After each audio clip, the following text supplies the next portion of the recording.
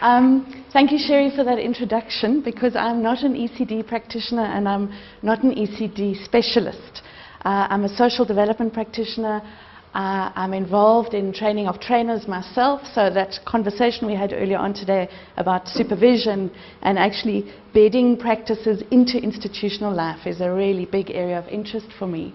And I also work as an evaluator of practice rather than of impact.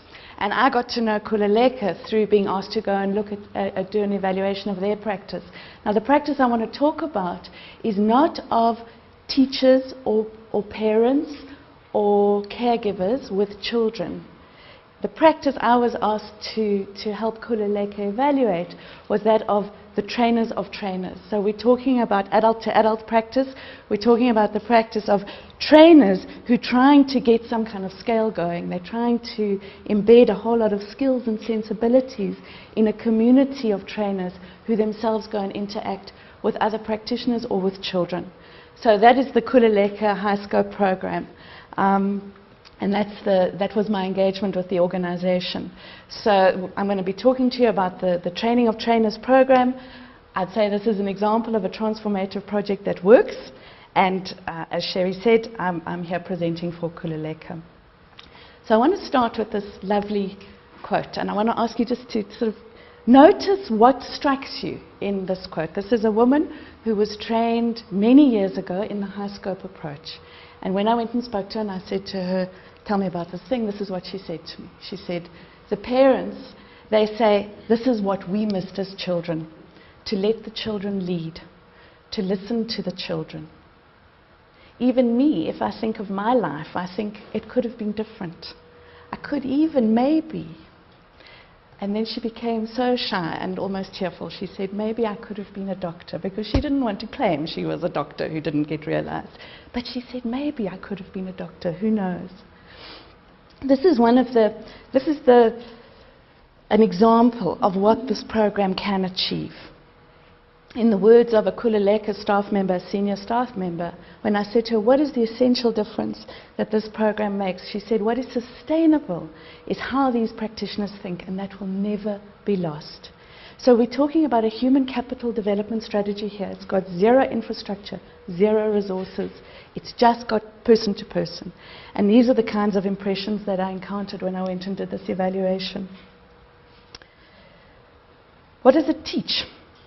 Because now I was doing this, and you can imagine, I'm not ECD. I was overwhelmed by the colors and the resources and the frameworks and the things and the debates and the issues.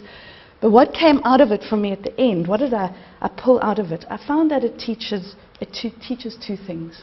The one thing, it teaches the trainers, and the trainers by extension, eventually the teachers or the practitioners, helps them to understand the process by which teaching and learning happens. They understand the processes. So they have quite a lot of content. You know, there's a lot of branded stuff that goes on there, but what they really taught is to understand that process of teaching and learning. And I found this beautiful description of the difference between learning process and content by a woman who runs Origami for Africa, Kyoko Kimura. And she says, the people who don't know the process or the skills, they want to get the products. But the people who know the process and have skills want to get resources. And the latter create value and thrive. And I think that this is one of the key takeouts that call them graduates of the TOT program have. They understand the process by which they're going to train others, and they also understand the process by which young children learn and develop. The other thing that the TOT teaches, so the one is process, is the idea of a practice. Now, you know, everyone here is involved in education in some way or another. I know there are great theoretical debates. Are you giving people a thing, or are you giving them a skill? Are you giving them a noun, or are you giving them a verb? TOT gives them a verb. It gives them a skill in actually doing something. So for me, it's illustrated by this. I don't think you can see it clearly, but it's a very old, worn-out picture I've got on my notice board taken from a Tony Ross book. Called The Little Princess. And what's being said here is the little princess is looking up at the admiral with big, wide, admiring eyes. And she says, what is the best way to be? She asks the admiral. And the admiral's answer is, be good at swimming. And this, for me, sums up TOT. Be good at something. Be good at what you're doing. And then make sure that what you're doing is manageable and sufficiently modest, but also sufficient to the task. So more basically, what's in the high scope curriculum itself, 5 simple principles. Oh! This is appropriate for me. It's the 3rd time I've ever given a PowerPoint presentation. So did I kick something?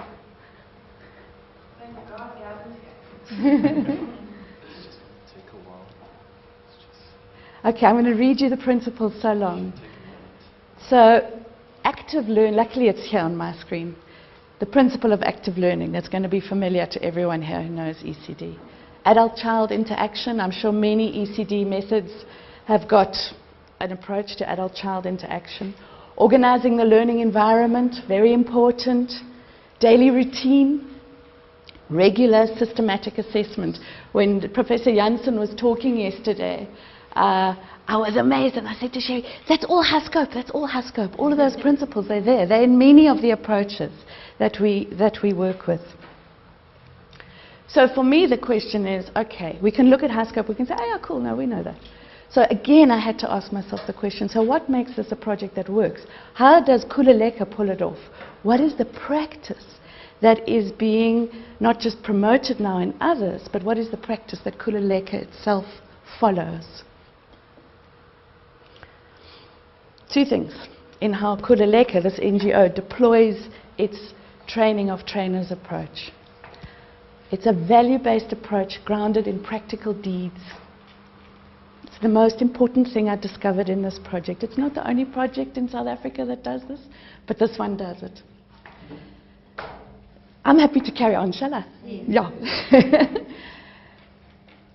You have the idea of value-based approaches to education, and there's a great anxiety in South Africa, I think, about those, because they go so high up and they become so principled and so abstract and esoteric that no good is done on the ground.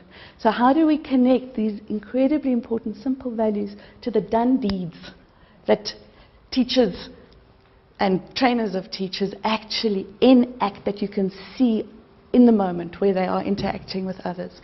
So Khululeka's got an angle on that. The other thing they've got is devoted staff and visionary leadership. And they have also got a very good intention in rolling out a supervision program. So I'm not going to talk about staff and leadership. I'm not going to talk about supervision. I'm just going to talk a little bit about how this value-based approach manifests in grounded practical deeds. And I'm going to give you 5 examples. Sherry, can I just check on my time? Ooh, okay. I'll give you one big in-depth example and I'll run through the others. Okay, so what I discovered in how Khululeka trains in high scope is that there's an internal connection between the values and the deeds of the program. So for one example, and this detail will be more familiar to you than it was to me initially, being child-led entails regular child assessment. If you say we've got a child-led program, it's going to freak everyone out, especially the people who want to go to scale. Because then you've just got these untrained, semi-literate, sort of anxious mothers and caregivers and teachers following children around. It can't be. You can't just be child-led. It's naive. But if you say being child-led means we have to have a rational and a clearly scoped basis for assessing children, then you are following the value of being child-led while still grounding it in a very, very clear and defensible practice of assessing the children. Now, high scope happens to have a framework of key development indicators and very clearly scoped set of outcomes and expectations they have for the children. So they've got a basis for their assessment. So what the teachers are trained in is to pursue the value of being child-led while doing the practice of rigorous child assessment. And you can see when you get these dyads closely connected, they entail one another. So you can also have practitioners who have been trained in regular child assessment who more and more find themselves being child-led in how they practice. Another one, freedom of children to choose demands labeling of the whole environment. Now again, ECD, it's the whole thing about print rich and pictures and earlier on Ian showed the pictures so the children can stack the things themselves. HighScope's big on that, but it's linked to the value of freedom of choice. So you say to the children, go and take something. Then you say to the children, it's time to pack it away. They've got freedom to act, but it's very well guided and grounded in very detailed labeling. So the HighScope practitioners are amazing. They'll go into a school and they'll know what they're looking for, and it's a particular approach to labeling. It looks to me like any other kind of center, but for them they know exactly what they're looking like because labeling enables freedom. Another one, responsivity to context rewards and requires use of accessible materials and waste. So HighScope doesn't have an emphasis on equipment and toys. HighScope has an emphasis on using found material. They've got a big waste recycling program. There are centers, very informal centers. They don't have to be sort of, in fact, they're generally in HighScope not the big accredited centers. They are ad hoc, responsive, small groups of women and children coming together, and they build their spaces almost entirely out of found materials, furniture, toys, puzzles, shelving, the works. But in order to do this, you have to understand how to use found materials. You have to be alert to your context. If you're alert to your context, you're more likely to find resources in your context. If you're looking for resources in your context, you're going to be very aware of your context. Again, these two entailing one another. Adult-child interaction. It's a very big pedagogy there around adult-child interaction. Listening, questioning, being, beautiful things. But the children get cheeky. They learn how to ask questions. So now, if you're really true to that principle of interacting in a certain way, the children are going to become a certain way. It requires, of necessity, that you have a connection between school and home so that the children's experience of the adult-child interactions increasingly is coherent. So again, the behaviors and the values are tightly connected. And last one, this is a big thing in ECD, I understand. Should there be themes or not themes? HighScope famously does not pursue preset themes, but it has got a rigorous practice in daily planning. And it's got its KDIs. So eventually it covers the themes. Very, very unskilled people can do this. They know what they're looking for. They do daily planning with the children, and that enables them to let go of preset themes. You can't just abandon themes. You have to have another practice in its place, and HighScope has managed to do that. So back to the beginning, a theory of change. John Berger actually said, let's hope only for what has some chance of being achieved. Let a few things be repaired. A few is a lot. One thing repaired changes 1,000 others. And in HighScope, they're very simple things being changed, or repaired, if we want to say, in the practitioners and the trainers and the teachers that go through it. So like the children who have learned origami, the trick is to know how to go on. And this is what this program offers its graduates, that they learn how to go on. And after all, for so many of these practitioners, particularly those that go to children who will never access formal centres, and with practitioners who themselves will never access the formal education and training program, all they have is this ability to go on and work out of a deeply grounded value base. And then finally, if that's what this is all about, we have to do it properly. So if we can be clear on the one or two things we want to help change in each person, and if we can unlock the processes by which that change is reached, then all that remains is to do it as well as we possibly can, and to practice and to return to it, and to seek continuous improvement. And what I found at Khululeka was exactly this practice of enabling the program to roll out, as we say in South Africa. Thank you.